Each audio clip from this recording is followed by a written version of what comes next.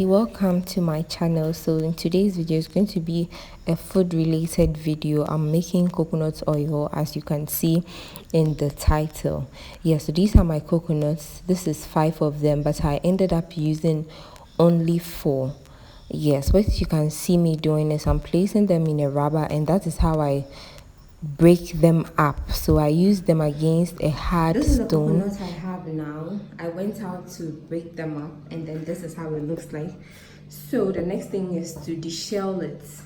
Yes, we need the fruit, and we wouldn't be using the back, so I need to do that. This is the process I use to get the fruit out. You use the knife to prick the pointed end of the fruit. Anyhow you do it, you'll be able to get your fruit out. But you need to be very careful so that you don't hurt yourself. Exactly. So that you do all to the coconut you have in the plate, so you have just the fruit to work with.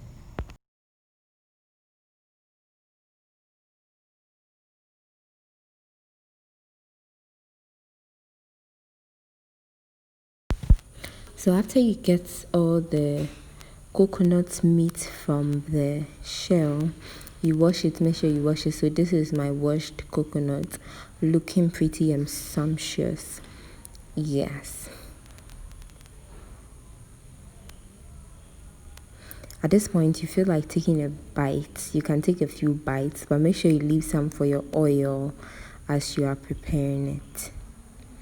The next thing is to chop it into bits so that you'll be able to blend it. We'll be blending it to get the milk, where we'll be able to get the fat from to make our oil. So make sure you cut it in bits in a way that your blender will be able to blend it.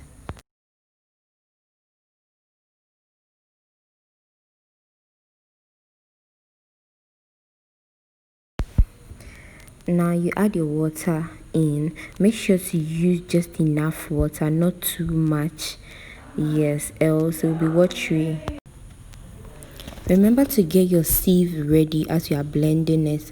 Now you pour the mixture into the sieve on a bowl so that you'll be able to get the chaff separated. So you use your hand to squeeze it so that you'll be able to get all the juice out.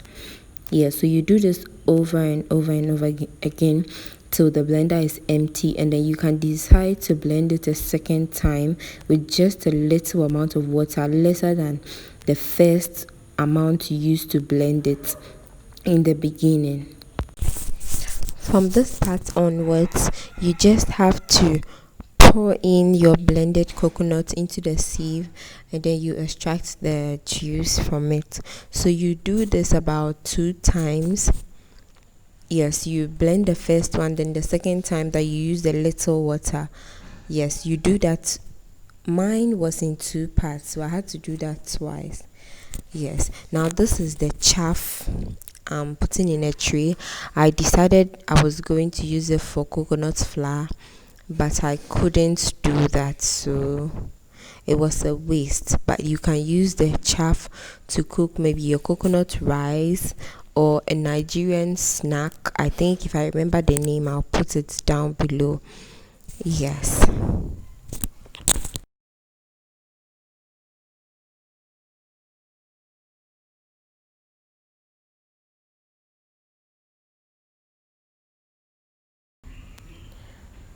This is my last sieving.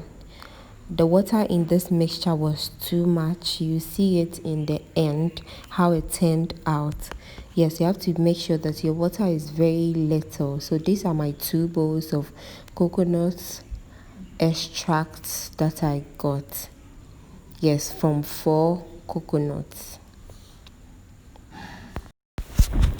This is the result from keeping my coconut extract in the refrigerator for almost a week. That is 7 days. In another video, as I was learning, you have to keep this in the refrigerator overnight. But when I checked it in the refrigerator the next day, I realized it hadn't solidified. The fat is supposed to rise to the top and solidify like this. Mine, for this one, you can see that it's even soft, and it's because when I took it from the refrigerator, I left it on the table for about 45 minutes, 30 minutes, so it had become soft, but it was harder than this. You don't keep it in the freezer, you keep it in the refrigerator. This is something you have to note. Exactly. So for the bowl that I said my water was too much, this is the little fat I had on top. Yes, you can see that it's very little as compared to the first one. So when you take your coconut extract from the refrigerator after it has solidified, you have to make sure you scoop all the fat from the top into your saucepan. The next step is to put it on fire under low heat for the beginning. Yes, you should note that this wouldn't turn into oil immediately. It will have to be on fire for about 45 minutes, 30 minutes plus 45 minutes.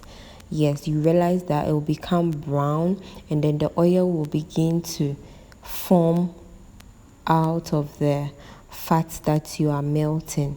Yes, so it will begin to burn, it will become very brown, and then you see your oil on top. This is exactly the process for making the coconut oil. This is how much oil I had from 4 coconuts. Yes, that is another reason why coconut oil is quite expensive. So if you can't buy, you can decide to cook it at home, prepare it at home.